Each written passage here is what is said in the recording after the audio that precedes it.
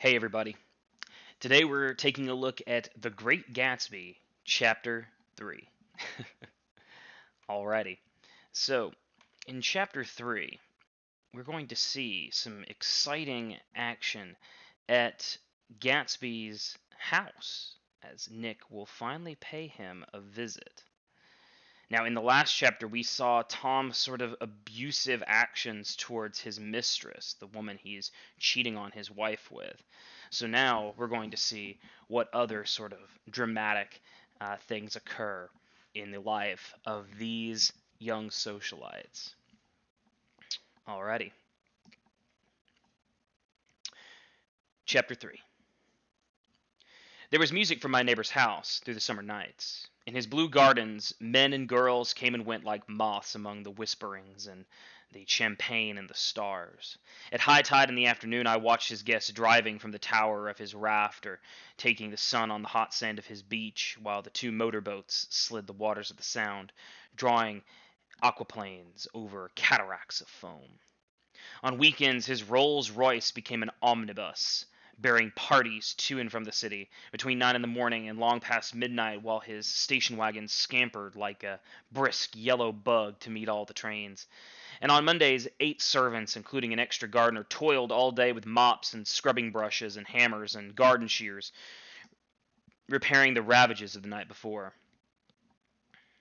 Every Friday, 5 crates of oranges and lemons arrived from a fruiterer in New York. Every Monday, these same oranges and lemons left his back door in a pyramid of pulpless halves.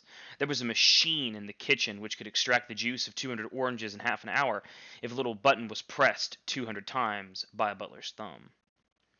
At least once a fortnight, a corps of caterers came down with several hundred feet of canvas and enough colored lights to make a Christmas tree of Gatsby's enormous garden. On buffet tables garnished with glistening hors d'oeuvres, spiked baked hams, crowded against salads of harlequin designs, and pastry pigs and turkeys bewitched to a dark gold. In the main hall, a bar with real brass rails was set up, and stocked with gins and liquors, and with cordials so long forgotten that most of his female guests were too young to know one from another. By 7 o'clock, the orchestra has arrived. No thin 5-piece affair, but a whole pitful of oboes and trombones and saxophones and viols and cornets and piccolos and low and high drums. The last swimmers have come from the beach now and are dressing upstairs. The cars from New York are parked 5 deep in the drive, and already the halls and salons and verandas are gaudy with primary colors and hair shorn in strange new ways and shawls beyond the dreams of Castile. The bar is in full swing, and floating rounds of cocktails permeate the gardens outside until the air is alive with chatter and laughter and casual innuendo and introductions forgotten on the spot and enthusiastic meetings between women who never knew each other's names. The lights grow brighter as the earth lurches away from the sun, and now the orchestra is playing a yellow cocktail music, and the opera of voices pitches a key higher. Laughter is easier minute by minute, spilled with prodigality, tipped out and easy at a cheerful word. The groups change more swiftly, swell with new arrivals, dissolve and form in the same breath. Already there are wanderers, confident girls who weave here and there among the stouter and more stable. And they become a sharp, joyous moment at the center of a group, and then excited with triumph glide through the sea change of faces and voices and color under the constantly changing light. Suddenly, one of these gypsies in trembling opal seizes a cocktail out of the air, dumps it down for courage, and, moving her hands like Frisco, dances out alone on the canvas platform. A momentary hush. The orchestra leader varies his rhythm obligingly for her, and there is a burst of chatter, and the erroneous news goes round that she is Gilda Gray's understudy from Follies. The party has begun. I believe that on that first night I went to Gatsby's house, I was one of the few guests who had actually been invited. People were not invited. They just went there. They got into automobiles which bore them out to Long Island and somehow ended up at Gatsby's door. Once they were there, they were introduced by somebody who knew Gatsby, and after that they conducted themselves according to the rules of behavior associated with amusement parks. Sometimes they came and went without having met Gatsby at all. They came for the party, with a simplicity of heart that was its own ticket of admission. I had actually been invited. A chauffeur in uniform of Robbinsville Egg crossed my lawn early that Sunday morning with surprisingly formal note from his employer. The honor would be entirely Gatsby's, it said, if I would attend his little party that night. He had seen me several times and had intended to call on me long before, but a peculiar combination of circumstances had prevented it. Signed, J. Gatsby, in a majestic hand. Dressed up in white flannels, I went over to his lawn a little after 7 and wandered around rather ill at ease among swirls and eddies of people I didn't know. Though here and there was a face I had noticed on the commuting train, I was immediately struck by the number of young Englishmen dotted about, all well dressed, all looking a little hungry, and all talking in low, earnest voices to solid and prosperous Americans. I was sure they were selling something: bonds, insurance, automobiles. They were at least agonizingly aware of the easy money in the vicinity and convinced that it was theirs for a few words in the right key. As soon as I arrived, I made an attempt to find my host, but 2 or 3 people whom I asked where his whereabouts stared at me in such an amazed way and denied so vehemently any knowledge of his movements that I slunk off in the direction of the cocktail table, the only place in the garden where a single man can linger without looking purposeless and alone. I was on my way to get roaring drunk from sheer embarrassment when Jordan Baker came out of the house and stood at the head of the marble steps, leaning a little backward and looking with contemptuous interest down into the garden. Whether or not, welcome or not, I found it necessary to attach myself to someone before I should begin to address cordial remarks to the passers-by. "Hello!" I roared, advancing towards her. My voice seemed unnaturally loud across the garden. "I thought you might be here," she responded absently as I came up. "I remembered you lived next door to—" She held my hand impersonally, as a promise that she'd take care of me in a minute, and gave ear to 2 girls in twin yellow dresses who stopped at the foot of the steps. "Hello," they cried together. "Sorry you didn't win." That was for the golf tournament. She'd lost in the finals the week before. "You don't know who we are," said one of the girls in yellow, "but we met you here about a month ago." "You've dyed your hair since then," remarked Jordan, and I started, but the girls moved casually on, and her remark was addressed to the premature moon, produced like the supper, no doubt, out of a caterer's basket.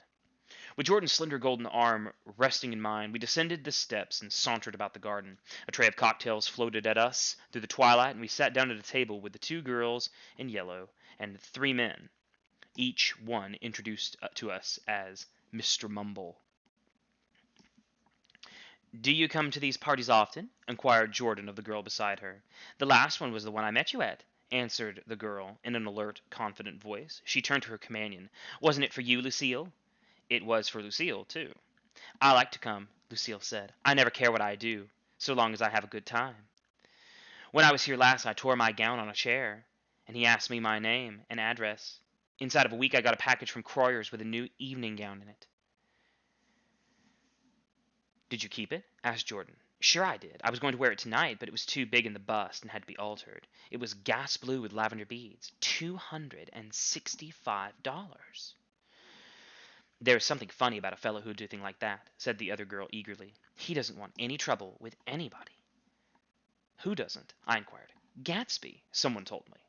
The 2 girls and Jordan leaned together confidently. "Somebody told me they thought he killed a man once." A thrill passed over all of us. The 3 Mr. Mumbles bent forward and listened eagerly. "I don't think it's so much that," argued Lucille skeptically. "It's more that he was a German spy during the war." One of the men nodded in confirmation. "I heard that from a man who knew all about him. Grew up with him in Germany," he assured us positively. "Oh, no," said the first girl. "It couldn't be that, because he was in the American Army during the war." As our credulity switched back to her, she leaned forward with enthusiasm. "You look at it sometimes when he thinks nobody's looking at him. I'll bet he killed a man." She narrowed her eyes and shivered. Lucille shivered. We all looked around for Gatsby. It was testimony to the romantic speculation he inspired that there were whispers about him from those who found little that it was necessary to whisper about in this world. The first supper, there would be another one after midnight, was now being served, and Jordan invited me to join her own party, who were spread around a table on the other side of the garden. There were 3 married couples and Jordan's escort, a persistent undergraduate given to violent innuendo, and obviously under the impression that sooner or later Jordan was going to yield him up to her person in a greater or lesser degree. Instead of rambling, this party had a preserved, dignified homogeny, and assumed to itself the function of representing the staid nobility of the countryside, East Egg condescending to West Egg, and carefully on guard about its spectroscopic gaiety. "Let's get out," whispered Jordan, after a somehow wasteful and inappropriate half-hour. "This is too much polite for me." We got up, and she explained that we were going to find the host. I had never met him, she said, and it was making me uneasy. The undergraduate nodded in a cynical, melancholy way. The bar where we glanced first was crowded, but Gatsby was not there. She couldn't find him from the top of the steps. He wasn't on the veranda. On a chance, we tried an important-looking door and walked into a high Gothic library, paneled with carved English oak and probably transported complete from some ruin overseas.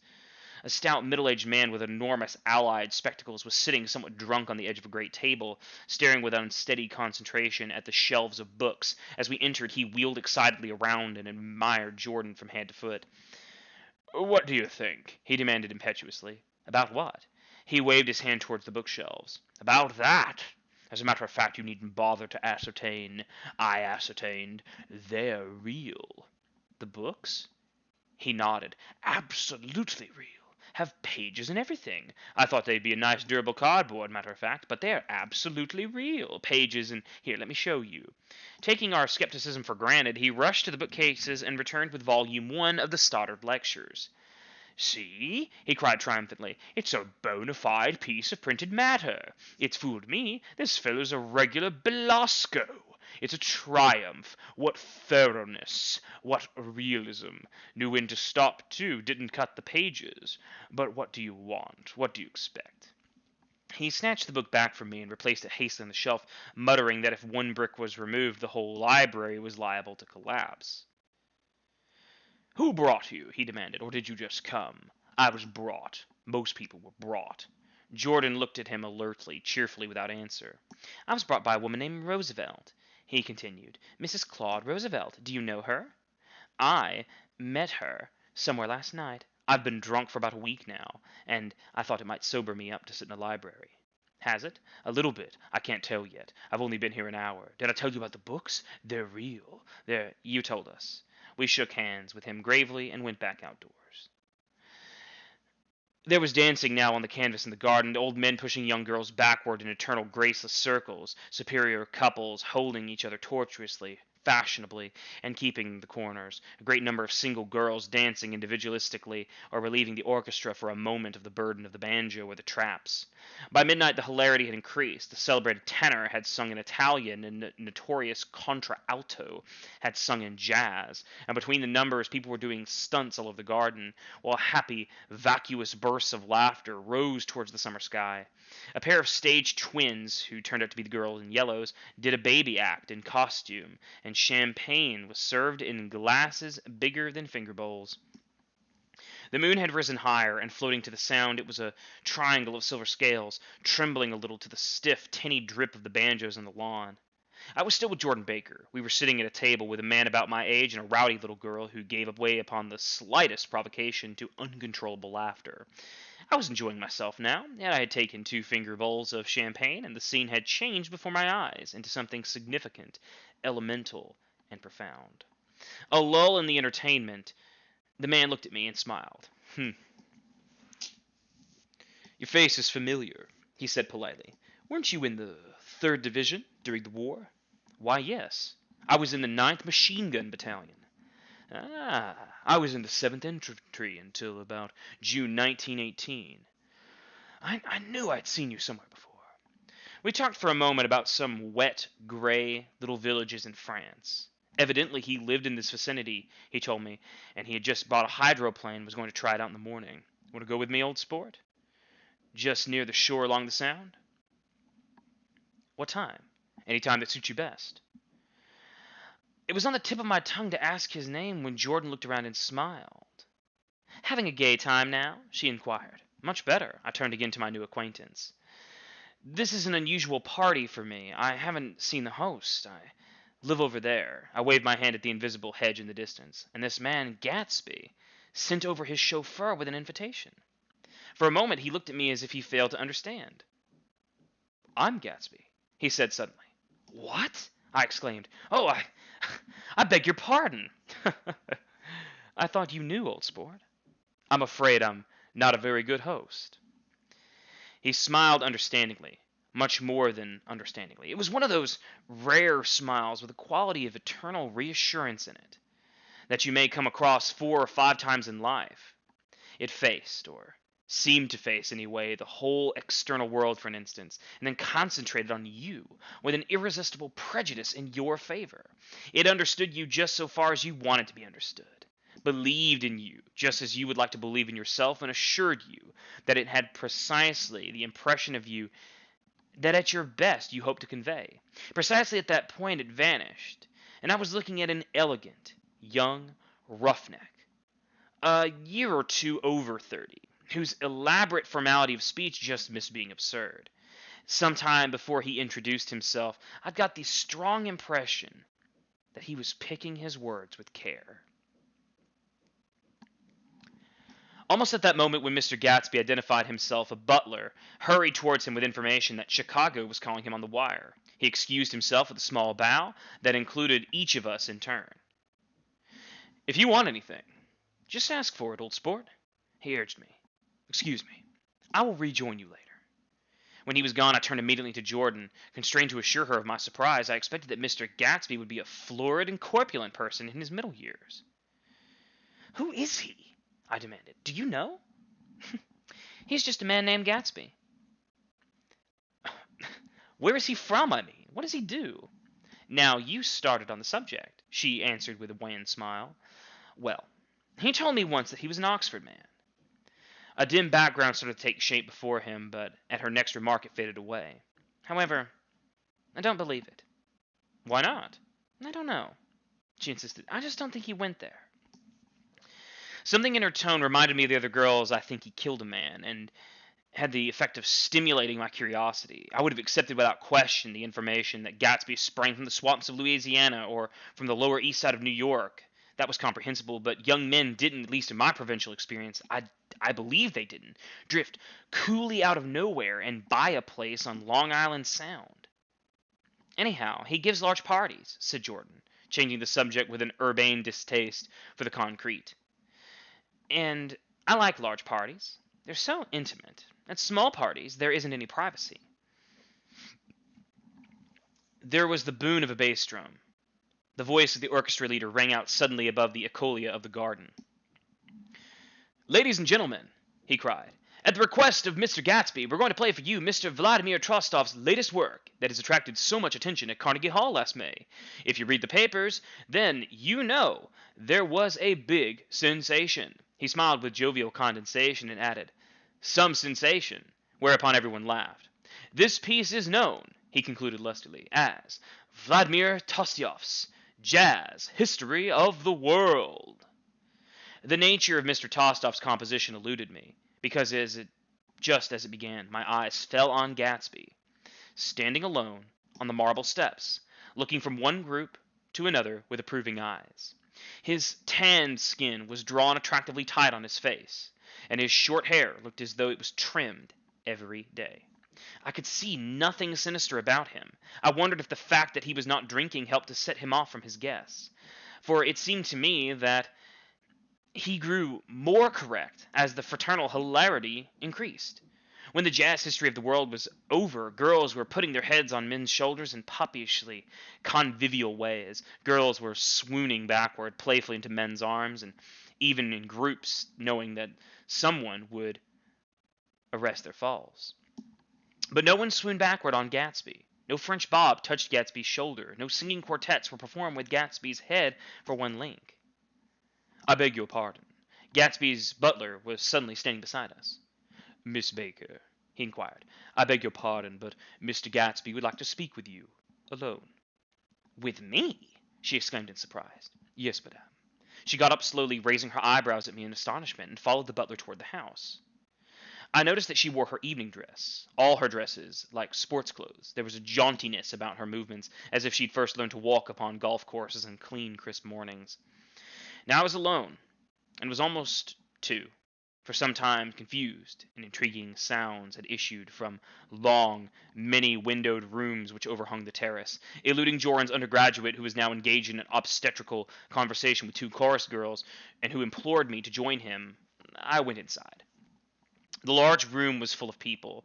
One of the girls in yellow was playing the piano, and beside her stood a tall, red-haired young lady from a famous chorus engaged in song. She had drunk a quantity of champagne, and during the course of her song she had decided ineptly that every one thing was very, very sad. She was not only singing, but she was weeping, too. Whenever there was a pause in the song, she filled it with gasping, broken sobs, and then took up the lyrics again in a quivering soprano. The tears coursed down her cheeks, not freely, however, for when they came back into contact with her heavily beaded eyebrows, they assumed an inky color and pursued the rest of the way in slow black rivulets. A humorous suggestion was made that she sing the notes on her face, whereupon she threw her hands and sank into a chair and went upon into a very deep, venuous sleep. She had a fight with a man who says he's her husband, explained the girl at my elbow. I looked around. Most of the remaining women were now having fights with men said to be their husbands. Even Jordan's party, the quartet from East Egg, were rent asunder by dissension. One of the men was talking with curious intensity to a young actress, and his wife, after attempting to laugh at the situation in a dignified and indifferent way, broke down entirely and resorted to flank attacks. At intervals she appeared suddenly at his side in an angry diamond and hissed, "You promised!" into his ear.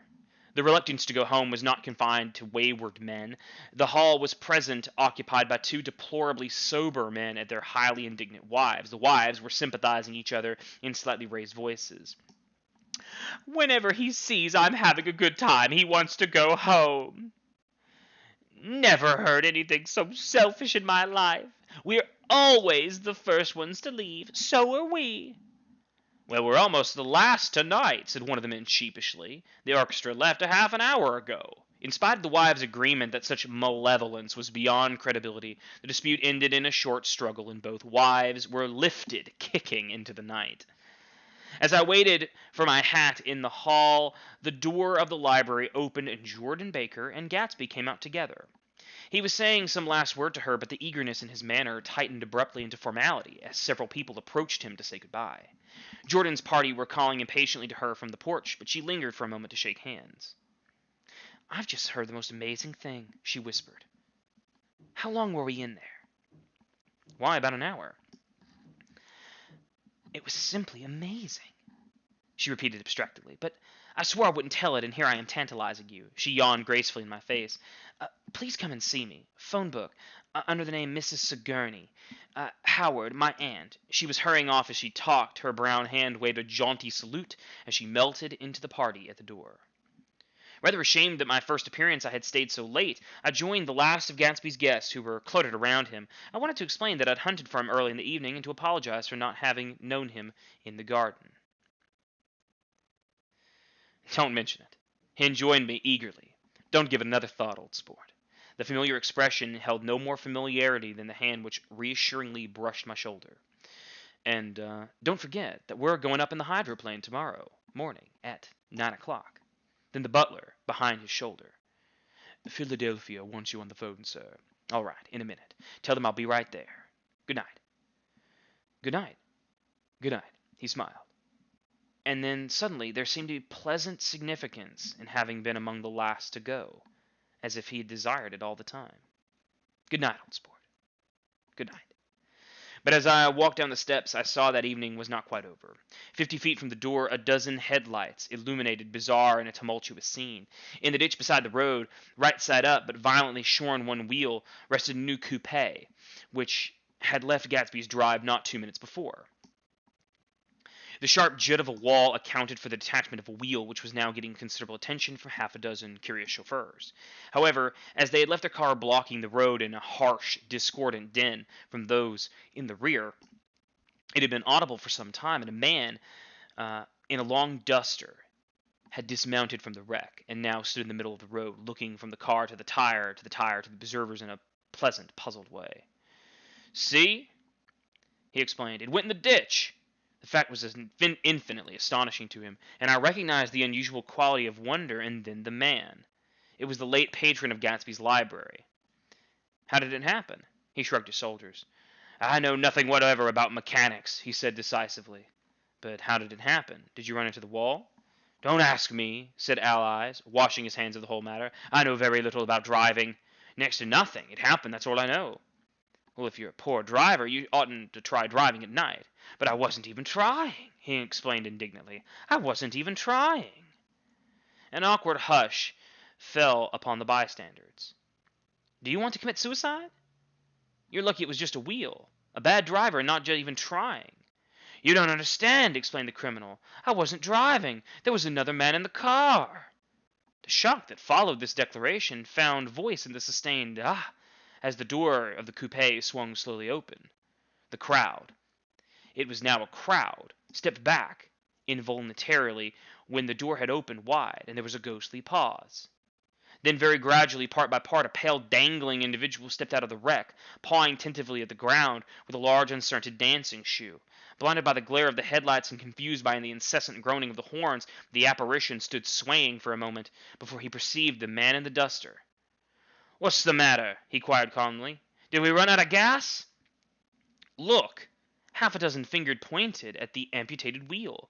He stared for a moment and then looked up towards that he suspected had dropped from the sky.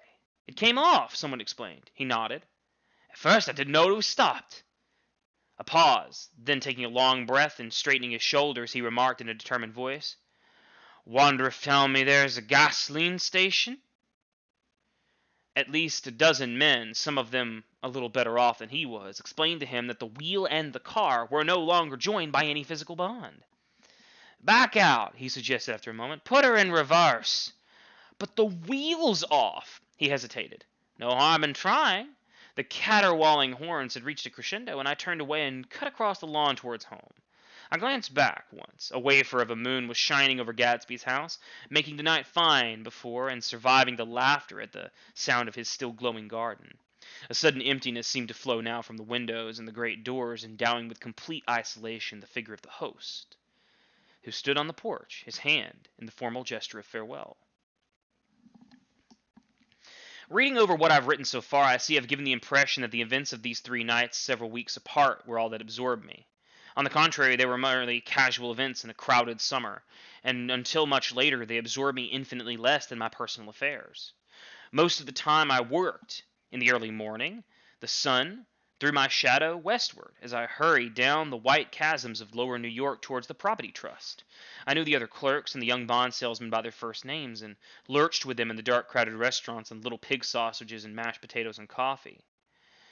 I even had a short affair with a girl who lived in Jersey City and worked in an accounting department, but her brother began throwing mean looks in my direction, so when she went on vacation in July, I let it blow away quietly. I took dinner usually at the Yale Club. For some reason, it was the gloomiest event of my day. And then I went upstairs to the library and studied investments and securities for a conscientious hour. There were generally few rioters around, but they never came into the library, so it was a good place to work. After that, if the night was mellow, I strolled down Madison Avenue, past the old Murray Hotel and over 33rd Street to the Pennsylvania Station. I began to like New York, the racy, adventurous feel of the night and the satisfaction of the constant flicker of the men and women and machines that it gives to the restless eye. I liked to walk up Fifth Avenue and pick out romantic women from the crowd and imagine that in a few minutes I was going to enter their lives and no one would ever know or disapprove.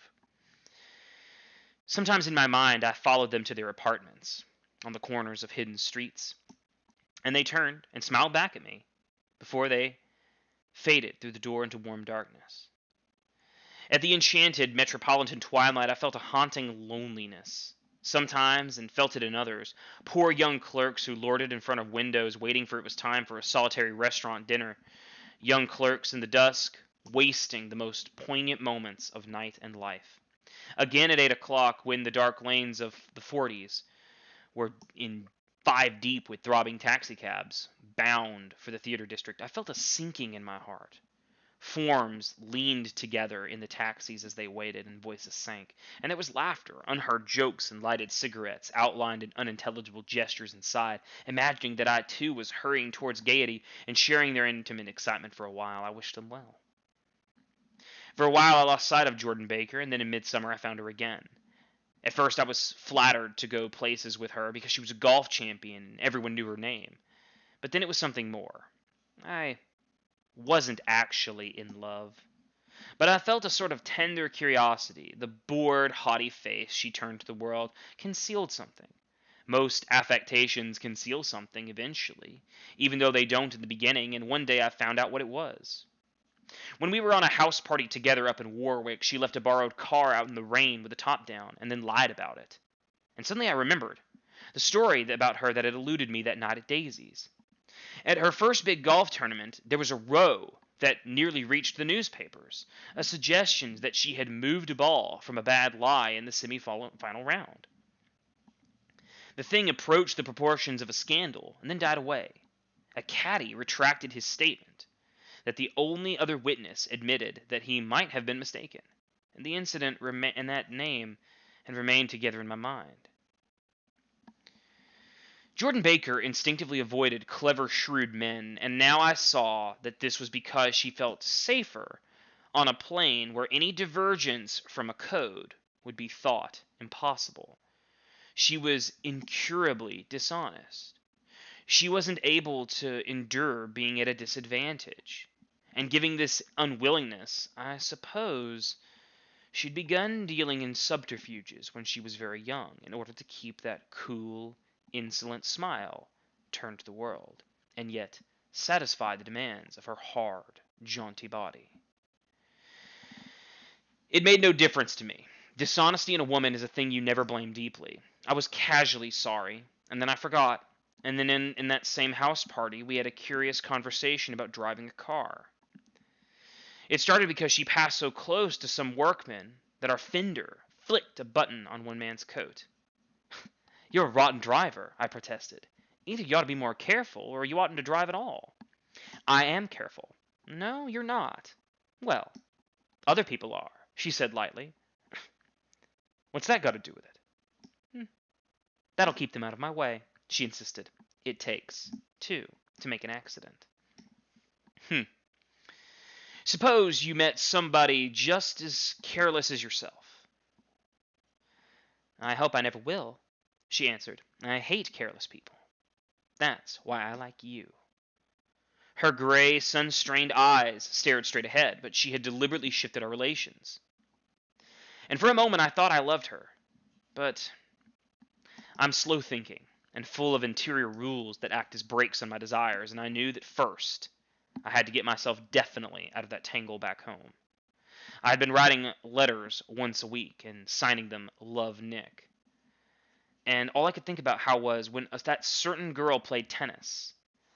A faint mustache of perspiration appeared on her upper lip. Nevertheless, there was a vague understanding that had to be tactfully broken before I was free. Everyone suspects himself of at least one of the cardinal virtues. And this is mine. I am one of the few honest people I have ever known. Alrighty. So now that chapter has a lot of information. We finally get to meet Gatsby. And we don't get to learn too much about him other than what we learn from rumors. There's a lot of gossip about Gatsby. Why do you think that is? Why are people talking about him like that? We also learn a little bit about Jordan. She says that she hates careless people, and yet she has previously been accused of cheating in her sport. And Nick kind of is, well, we see that it may have been true that he was in some kind of relationship back out in the West, and that he's got to break that off before he feels comfortable being with Jordan. So a lot more details in this chapter, but I really want you to hone in on Gatsby. What is it that makes Gatsby tick? What kind of person is he? Why does he throw these extravagant parties? What's the point? Anyway, I hope you enjoyed the chapter. Coming up next, Chapter 4.